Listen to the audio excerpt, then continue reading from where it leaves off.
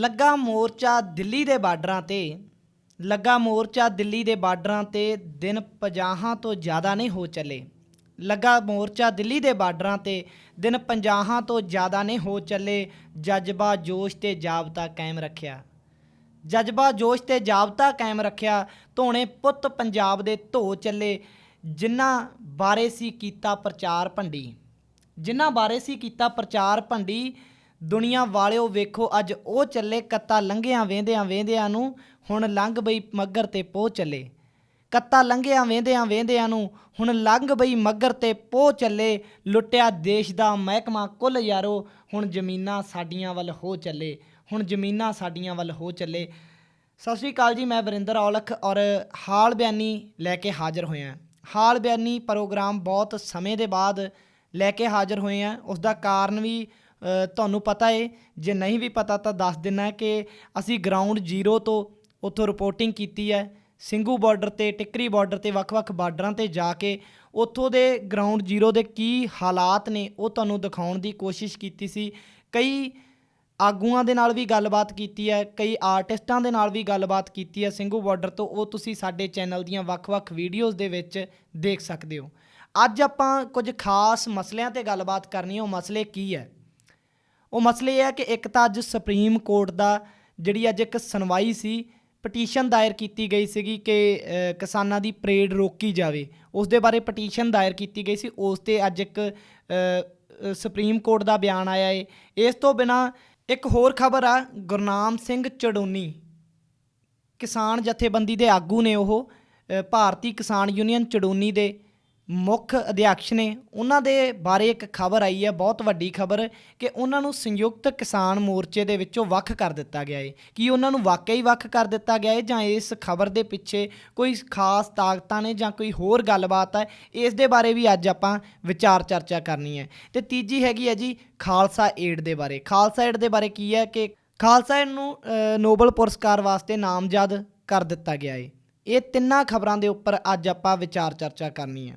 ਸੋ ਸਭ ਤੋਂ ਪਹਿਲੀ ਖਬਰ ਆ ਜੀ, ਗੁਰਨਾਮ ਸਿੰਘ ਚੜੂੰਨੀ ਨੂੰ ਕਿਸਾਨ ਜਥੇਬੰਦੀਆਂ ਵੱਲੋਂ ਸੰਯੁਕਤ ਕਿਸਾਨ ਮੋਰਚੇ ਦੇ ਵਿੱਚੋਂ ਸਸਪੈਂਡ ਕਰ ਦਿੱਤਾ ਗਿਆ ਹੈ। ਹੁਣੇ ਇੱਕ ਕਿਸਾਨ ਜਥੇਬੰਦੀਆਂ ਦਾ ਹੋਰ ਬਿਆਨ ਆਇਆ ਹੈ ਕਿ ਉਹਨਾਂ ਨੂੰ ਸਸਪੈਂਡ ਨਹੀਂ ਕੀਤਾ ਗਿਆ। ਕਮੇਟੀ ਬਿਠਾਈ ਗਈ ਹੈ, ਉਹ 3 ਦਿਨਾਂ ਦੇ ਵਿੱਚ ਆਪਣਾ ਫੈਸਲਾ ਸੁਣਾਉਣਗੇ। ਪਰ ਇਹ ਖਬਰ ਨੂੰ ਬਹੁਤ ਜ਼ਿਆਦਾ ਪ੍ਰਚਾਰਿਆ ਗਿਆ। ਕਿਉਂ ਪ੍ਰਚਾਰਿਆ ਗਿਆ? ਇਸ ਦੇ ਪਿੱਛੇ ਕਈ ਕਾਰਨ ਨੇ। ਕਿਉਂਕਿ ਜਿਹੜੀ ਸਰਕਾਰ ਆ, ਸਰਕਾਰ ਨਹੀਂ ਚਾਹੁੰਦੀ ਕਿ ਕਿਸਾਨ ਰਲ ਕੇ ਚੱਲਣ। ਸਭ ਤੋਂ ਜ਼ਿਆਦਾ ਨੈਸ਼ਨਲ ਮੀਡੀਆ 'ਤੇ ਖਬਰ ਦਿਖਾਈ ਗਈ ਹੈ। ਤੁਸੀਂ ਸਰਚ ਕਰੋਗੇ ਗੁਰਨਾਮ ਸਿੰਘ ਚੜੂੰਨੀ ਦੇ ਨਾਮ ਤੋਂ, YouTube 'ਤੇ ਪਾ ਕੇ ਸਰਚ ਕਰੋਗੇ ਤਾਂ ਬਹੁਤ ਸਾਰੇ ਨੈਸ਼ਨਲ ਚੈਨਲ ਆਉਣਗੇ ਅਤੇ ਉਹਨਾਂ ਦੇ ਉੱਪਰ ਹੈਡਿੰਗਾਂ ਕੀ ਦਿੱਤੀਆਂ ਹੋਈਆਂ ਨੇ ਕਿ ਕਿਸਾਨ ਜਥੇਬੰਦੀਆਂ ਦੇ ਵਿੱਚ ਪਈ ਫੁੱਟ। ਹਿੰਦੀ ਦੇ ਵਿੱਚ ਲਿਖਿਆ ਕਿ ਕਿਸਾਨ ਜਥੇਬੰਦੀਆਂ ਮੇਂ ਪੜੀ ਫੂਟ, ਜਾਂ ਫਿਰ ਕਿਉਂ ਸਸਪੈਂਡ ਕੀਤਾ ਗਿਆ ਗੁਰਨਾਮ ਸਿੰਘ ਚੜੂੰਨੀ ਕੋ।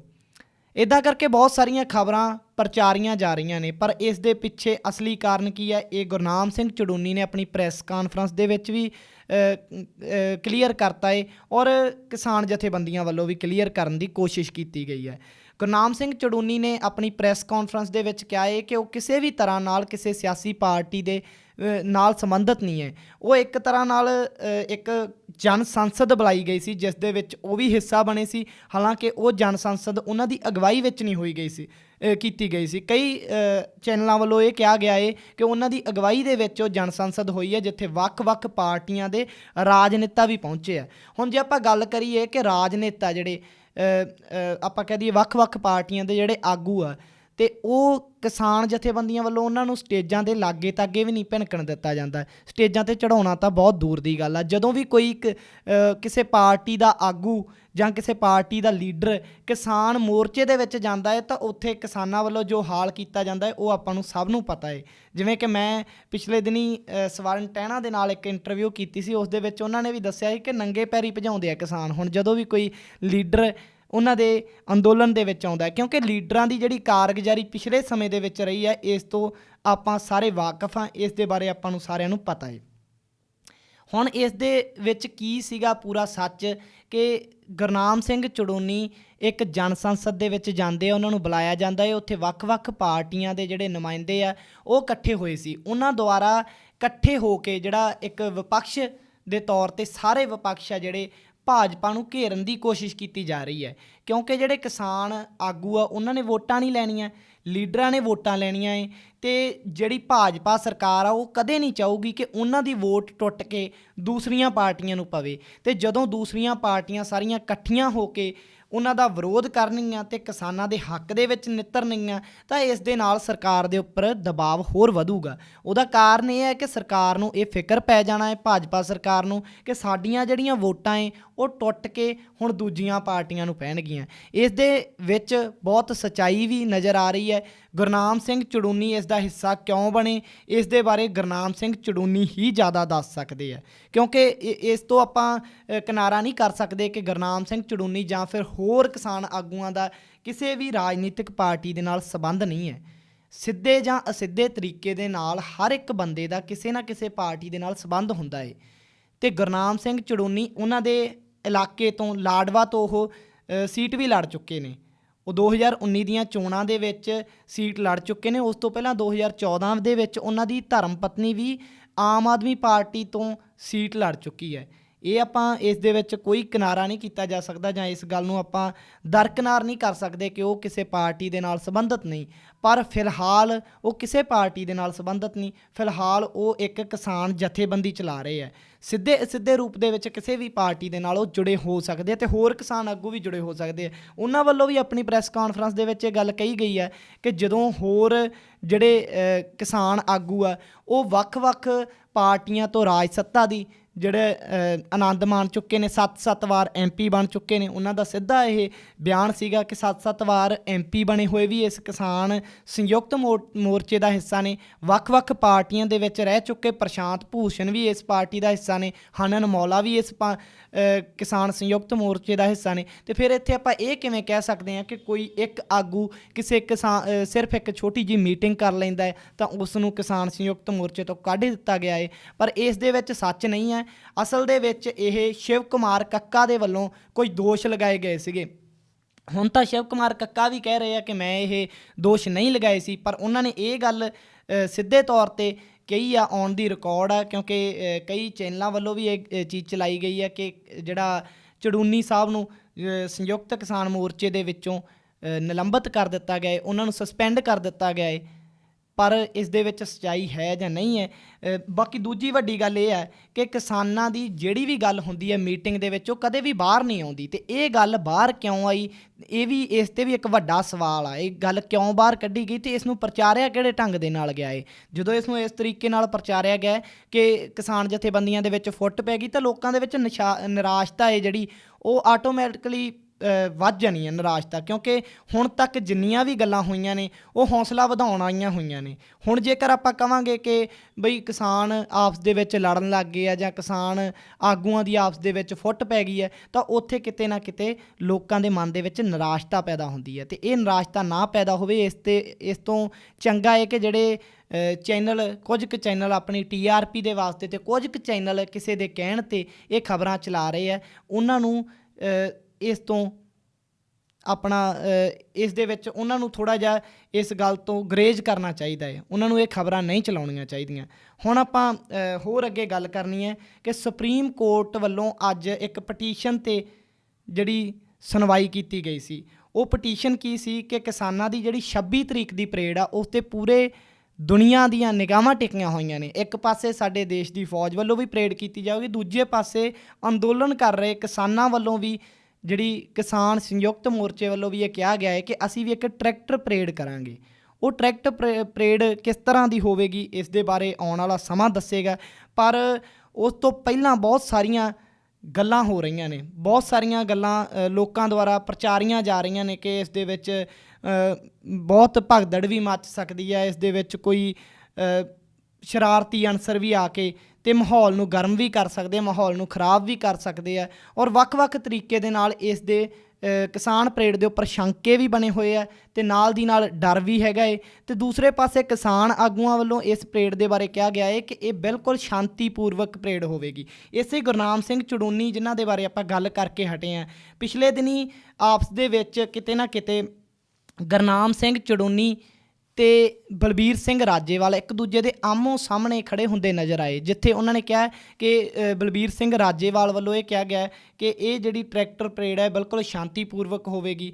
ਦੂਜੇ ਪਾਸੇ ਗੁਰਨਾਮ ਸਿੰਘ ਚੜੂੰਨੀ ਵੱਲੋਂ ਇਹ ਕਿਹਾ ਗਿਆ ਸੀਗਾ ਕਿ ਜੇਕਰ ਰੋਕਾਂ ਲਗਾਈਆਂ ਗਈਆਂ ਤਾਂ ਰੋਕਾਂ ਅਸੀਂ ਤੋੜਾਂਗੇ, ਕਿਉਂਕਿ ਇਸ ਦੇ ਪਿੱਛੇ ਲੌਜਿਕ ਇਹ ਹੈ ਕਿ ਜਦੋਂ ਹਰਿਆਣਾ ਦੇ ਵਿੱਚ ਰੋਕਾਂ ਲਗਾਈਆਂ ਗਈਆਂ ਸੀ ਤਾਂ ਉੱਥੇ ਵੀ ਕਿਸਾਨ ਆਗੂ ਤੋੜ ਕੇ ਹੀ ਰੋਕਾਂ ਅੱਗੇ ਆਏ ਸੀਗੇ, ਜਿਹੜੇ ਦਿੱਲੀ ਦੇ ਬਾਰਡਰਾਂ ਤੱਕ ਪਹੁੰਚੇ ਉਹ ਰੋਕਾਂ ਤੋੜ ਕੇ ਹੀ ਆਏ ਸੀ, ਬੈਰੀਕੇਟਿੰਗ ਤੋੜ ਕੇ ਆਏ ਸੀ। ਤੇ ਫਿਰ ਉਹ ਕਹਿੰਦੇ ਕਿ ਹੁਣ ਵੀ ਜੇਕਰ ਸਾਨੂੰ ਤੋੜਨੀਆਂ ਪਈਆਂ ਤਾਂ ਅੱਗੇ ਵੀ ਅਸੀਂ ਇਹ ਰੋਕਾਂ ਤੋੜਾਂਗੇ। ਪਰ ਬਲਬੀਰ ਸਿੰਘ ਰਾਜੇਵਾਲ ਵੱਲੋਂ ਕਿਸੇ ਹੋਰ ਤਰੀਕੇ ਦੇ ਨਾਲ ਕਿਹਾ ਗਿਆ ਕਿ ਇਸ ਨੂੰ ਸ਼ਾਂਤੀਪੂਰਵਕ ਰੱਖਿਆ ਜਾਵੇ। ਅਸੀਂ ਨਹੀਂ ਚਾਹੁੰਦੇ ਕਿ ਇੱਥੇ ਜਿਹੜੇ ਨੌਜਵਾਨ ਸਾਡੇ ਲਈ ਪਹੁੰਚੇ ਆ, ਕਿਸਾਨਾਂ ਦੇ ਹੱਕਾਂ ਵਾਸਤੇ ਪਹੁੰਚੇ ਆ, ਉਹਨਾਂ ਦੀਆਂ ਲਾਸ਼ਾਂ ਘਰਾਂ ਨੂੰ ਪਹੁੰਚਣ ਜਾਂ ਫਿਰ ਕੋਈ ਅਣਸੁਖਾਵੀਂ ਘਟਨਾ ਉੱਥੇ ਵਾਪਰੇ। ਉਹ ਕਿਤੇ ਨਾ ਕਿਤੇ ਉਹ ਵੀ ਸਹੀ ਨੇ, ਪਰ ਦੂਜੇ ਪਾਸੇ ਗੁਰਨਾਮ ਸਿੰਘ ਚੜੂੰਨੀ ਵੱਲੋਂ ਵੀ ਇਹ ਗੱਲਾਂ ਕਹੀਆਂ ਗਈਆਂ ਕਿ ਜੇਕਰ ਰੋਕਾਂ ਲਗਾਈਆਂ ਗਈਆਂ ਅਸੀਂ ਰੋਕਾਂ ਵੀ ਤੋੜਾਂਗੇ ਤੇ ਅੱਗੇ ਪਹੁੰਚਾਂਗੇ, ਅਸੀਂ ਸੰਸਦ ਤੱਕ ਵੀ ਪਹੁੰਚਾਂਗੇ, ਅਸੀਂ ਸੰਸਦ ਤੱਕ ਪਾਰਲੀਮੈਂਟ ਤੱਕ ਵੀ ਅਸੀਂ ਪਹੁੰਚਾਂਗੇ, ਪਾਰਲੀਮੈਂਟ ਦੇ ਵਿੱਚ ਜਾ ਕੇ ਜੇ ਸਾਨੂੰ ਬੈਠਣਾ ਪਿਆ ਤਾਂ ਬੈਠਾਂਗੇ। ਔਨ ਦੀ ਰਿਕਾਰਡ ਉਹਨਾਂ ਨੇ ਇਹ ਗੱਲ ਕਹੀ ਹੈ। ਅਜੀਤ ਅੰਜੁਮ ਦੇ ਨਾਲ ਉਹਨਾਂ ਦੀ ਇੰਟਰਵਿਊ ਸੀ, ਉਸ ਇੰਟਰਵਿਊ ਦੇ ਵਿੱਚ ਉਹਨਾਂ ਨੇ ਕਿਹਾ ਸੀਗਾ ਕਿ ਜੇਕਰ ਸਾਨੂੰ ਜਾਣਾ ਪਿਆ ਤਾਂ ਅਸੀਂ ਪਾਰਲੀਮੈਂਟ ਤੱਕ ਵੀ ਪਹੁੰਚ ਕੇ ਉੱਥੇ ਪੱਕੇ ਡੇਰੇ ਲਗਾਵਾਂਗੇ। ਇਸ ਤਰ੍ਹਾਂ ਦੀਆਂ ਗੱਲਾਂ ਹੋਈਆਂ ਨੇ। ਹੁਣ ਸੁਪਰੀਮ ਕੋਰਟ ਵੱਲੋਂ ਜਿਹੜਾ ਇਸ ਮਾਮਲੇ ਦੇ ਉੱਪਰ ਸੁਣਵਾਈ ਕੀਤੀ ਗਈ ਕਿ ਇਹ ਟਰੈਕਟਰ ਪਰੇਡ ਆ ਜਿਹੜੀ ਉਹ ਨਹੀਂ ਹੋਣੀ ਚਾਹੀਦੀ, ਇਸ 'ਤੇ ਪਟੀਸ਼ਨ ਪਾਈ ਗਈ ਸੀ, ਪਰ ਸੁਪਰੀਮ ਕੋਰਟ ਨੇ ਆਪਣੇ ਹੁਣ ਜਿਹੜੀ ਇਹ ਬੋਲ ਆ ਉਹ ਪੁਲਿਸ ਦੇ ਪਾਲੇ ਦੇ ਵਿੱਚ ਸਿੱਟ ਦਿੱਤੀ ਹੈ। ਉਹ ਦਿੱਲੀ ਪੁਲਿਸ ਦੇ ਪਾਲੇ 'ਚ ਉਹਨਾਂ ਨੇ ਆਪਣੀ ਇਹ ਗੇਂਦ ਸਿੱਟੀ ਆ, ਅਤੇ ਉਹਨਾਂ ਨੇ ਕਿਹਾ ਹੈ ਕਿ ਦਿੱਲੀ ਪੁਲਿਸ ਦਾ ਇਸ 'ਤੇ ਕੀ ਰਿਐਕਸ਼ਨ ਆ ਦਿੱਲੀ ਪੁਲਿਸ ਦੱਸੂਗੀ, ਕਿਉਂਕਿ ਕਾਨੂੰਨ ਵਿਵਸਥਾ ਬਣਾਉਣਾ ਉਹਨਾਂ ਦੀ ਜ਼ਿੰਮੇਵਾਰੀ ਹੈ, ਸ਼ਾਂਤੀ ਬਣਾਈ ਰੱਖਣਾ ਪੁਲਿਸ ਦੀ ਜ਼ਿੰਮੇਵਾਰੀ ਹੈ। ਸੋ ਪੁਲਿਸ ਹੀ ਇੱਥੇ ਆਪਣੀ ਜਿਹੜੀ ਦਿੱਲੀ ਪੁਲਿਸ ਹੀ ਇਸ ਦੇ ਬਾਰੇ ਅੱਗੇ ਫੈਸਲਾ ਕਰੂਗੀ ਕਿ ਇਹ ਟਰੈਕਟਰ ਪਰੇਡ ਆ ਉਹ ਹੋਣੀ ਚਾਹੀਦੀ ਹੈ ਜਾਂ ਨਹੀਂ ਹੋਣੀ ਚਾਹੀਦੀ। ਭੁਪਿੰਦਰ ਸਿੰਘ ਮਾਨ ਸੁਪਰੀਮ ਕੋਰਟ ਦੀ ਬਣਾਈ ਸੁਪਰੀਮ ਕੋਰਟ ਦੀ ਜਿਹੜੀ ਇੱਕ ਕਮੇਟੀ ਬਣਾਈ ਗਈ ਸੀ ਉਸ ਦਾ ਹਿੱਸਾ ਵੀ ਰਹੇ। ਉਸ ਤੋਂ ਬਾਅਦ ਉਸ ਕਮੇਟੀ ਦੇ ਵਿੱਚੋਂ ਆਪਣੇ ਆਪ ਨੂੰ ਉਹਨਾਂ ਨੇ ਅਲੱਗ ਕਰ ਲਿਆ। ਉਹ ਕਿਉਂ ਕਮੇਟੀ ਦੇ ਵਿੱਚ ਗਏ ਸੀ, ਕਿਉਂ ਉਹ ਬਾਹਰ ਆ ਗਏ, ਇਹ ਬਾਅਦ ਦੀਆਂ ਗੱਲਾਂ ਨੇ। ਪਰ ਹੁਣ ਇੱਕ ਵੱਡੀ ਖਬਰ ਆਈ ਹੈ ਕਿ ਭੁਪਿੰਦਰ ਸਿੰਘ ਮਾਨ ਦੀ ਜਿਹੜੀ ਜਥੇਬੰਦੀ ਦੇ ਕੁਝ ਆਗੂ ਆ ਉਹ ਕਿਸਾਨ ਸੰਯੁਕਤ ਮੋਰਚੇ ਦੇ ਨਾਲ ਆ ਗਏ ਆ। ਭੁਪਿੰਦਰ ਸਿੰਘ ਮਾਨ ਨੂੰ ਛੱਡ ਕੇ ਉਹ ਕਿਸਾਨ ਸੰਯੁਕਤ ਮੋਰਚੇ ਦੇ ਨਾਲ ਆ ਗਏ ਆ। ਇਸ ਦੇ ਬਾਰੇ ਬਲਬੀਰ ਸਿੰਘ ਰਾਜੇਵਾਲ ਤੇ ਉਹਨਾਂ ਆਗੂਆਂ ਨੇ ਇੱਕ ਪ੍ਰੈਸ ਕਾਨਫਰੰਸ ਵੀ ਕੀਤੀ। ਉਸ ਪ੍ਰੈਸ ਕਾਨਫਰੰਸ ਦੇ ਵਿੱਚ ਕਈ ਪੱਤਰਕਾਰਾਂ ਵੱਲੋਂ ਤਿੱਖੇ ਸਵਾਲ ਵੀ ਕੀਤੇ ਗਏ, ਜਿਨ੍ਹਾਂ ਦੇ ਵਿੱਚ ਕੁਝ ਜਿਹੜੇ ਆਗੂ ਆਏ ਸੀਗੇ ਇੱਕ ਸੰਯੁਕਤ ਮੋਰਚੇ ਦੇ ਵਿੱਚ ਭੁਪਿੰਦਰ ਸਿੰਘ ਮਾਨ ਨੂੰ ਛੱਡ ਕੇ ਆਏ ਸੀ, ਉਹ ਥੋੜ੍ਹੇ ਭੜਕਦੇ ਵੀ ਨਜ਼ਰ ਆਏ ਸਵਾਲਾਂ ਦੇ ਜਵਾਬ ਦਿੰਦਿਆਂ ਹੋਇਆਂ, ਕਿਉਂਕਿ ਉਹਨਾਂ ਨੂੰ ਸਵਾਲ ਕੀਤੇ ਗਏ ਕਿ ਤੁਸੀਂ ਪਹਿਲਾਂ ਕਿਉਂ ਨਹੀਂ ਆਏ, ਜਦੋਂ ਇੰਨੇ ਟਾਈਮ ਤੋਂ ਮੀਟਿੰਗਾਂ ਚੱਲ ਰਹੀਆਂ ਨੇ ਉਹਨਾਂ ਮੀਟਿੰਗਾਂ ਦੇ ਵਿੱਚ ਕਿਉਂ ਨਹੀਂ ਆਏ, ਤੁਸੀਂ ਹੁਣ ਹੀ ਕਿਉਂ ਆਏ। ਭੁਪਿੰਦਰ ਸਿੰਘ ਮਾਨ ਇਸ ਕਮੇਟੀ ਦਾ ਹਿੱਸਾ ਜਦੋਂ ਬਣੀ ਸੀ ਤੁਸੀਂ ਉਦੋਂ ਵੀ ਛੱਡ ਕੇ ਆ ਸਕਦੇ ਸੀ, ਪਰ ਉਹਨਾਂ ਨੇ ਕਿਹਾ ਕਿ ਦੇਰ ਆਏ ਦਰੁਸਤ ਆਏ। ਬਲਬੀਰ ਸਿੰਘ ਰਾਜੇਵਾਲ ਨੇ ਉਹਨਾਂ ਦਾ ਖਿੜੇ ਮੱਥੇ ਸਵਾਗਤ ਕੀਤਾ ਹੈ।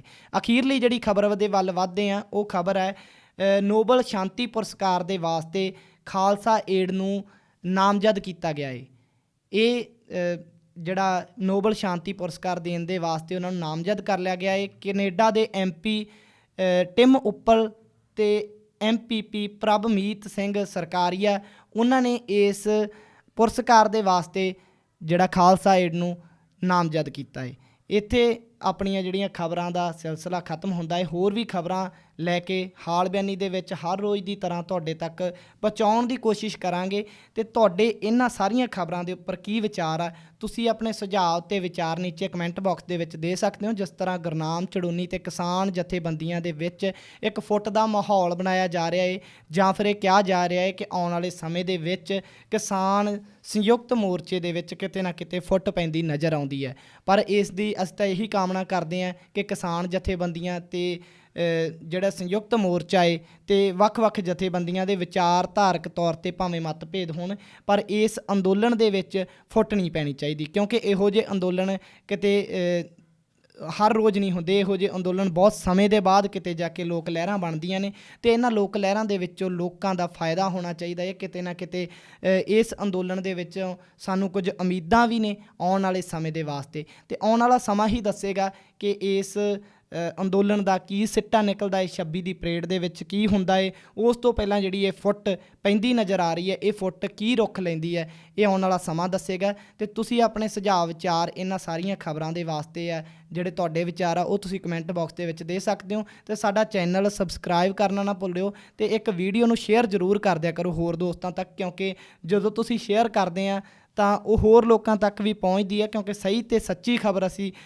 ਦੇਣੀ ਹੈ। ਅਤੇ ਉਹ ਜਿਹੜੀ ਖਬਰ ਆ ਉਹ ਤੁਹਾਡੇ ਤੱਕ ਤਾਂ ਹੀ ਪਹੁੰਚਦੀ ਰਹੂਗੀ ਜੇਕਰ ਸਾਡਾ ਵੀ ਹੌਸਲਾ ਵਧੂਗਾ। ਸਾਡਾ ਹੌਸਲਾ ਇਸੇ ਕਰਕੇ ਹੀ ਵਧੂਗਾ। ਤੁਸੀਂ ਸਾਡੀ ਵੀਡੀਓਜ਼ ਨੂੰ ਲਾਈਕ ਕਰ ਸਕਦੇ ਹੋ, ਫੇਸਬੁੱਕ 'ਤੇ ਵੀ ਸਾਨੂੰ ਫੋਲੋ ਕਰ ਸਕਦੇ ਹੋ ਅਤੇ ਸਾਨੂੰ YouTube ਦੇ ਉੱਪਰ ਸਬਸਕ੍ਰਾਈਬ ਕਰ ਸਕਦੇ ਹੋ। ਸਾਰਿਆਂ ਦਾ ਬਹੁਤ ਬਹੁਤ ਧੰਨਵਾਦ। ਸਤਿ ਸ਼੍ਰੀ ਅਕਾਲ।